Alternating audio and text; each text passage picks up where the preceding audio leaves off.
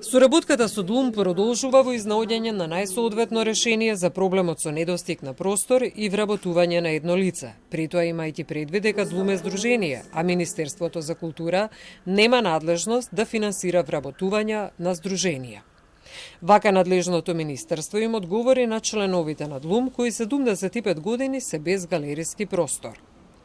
Министерството за култура според законските прописи го поддржува друштвото на ликовни уметници преку средства кои во континуитет се доделуваат по основ на годишната програма на Министерството и на самата апликација на ДЛУМ.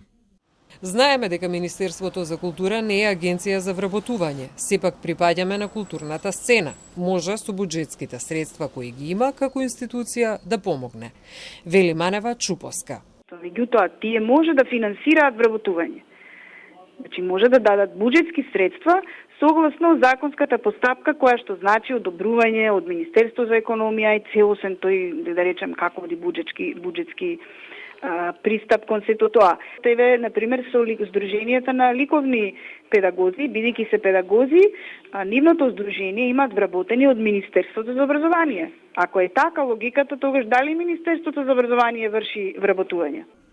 Во дадениот случај не треба да се заборави ниту град Скопје кои можеа и се уште можат да помогнат, додава Манева Чуповска. Ние сме конкурирале на конкурсите на град Скопје, меѓутоа со последната одлука на градоначалничката таа долгорочните проекти не ги финансира повеќе, што значи дека ни направи голема белја во однос на тој дел.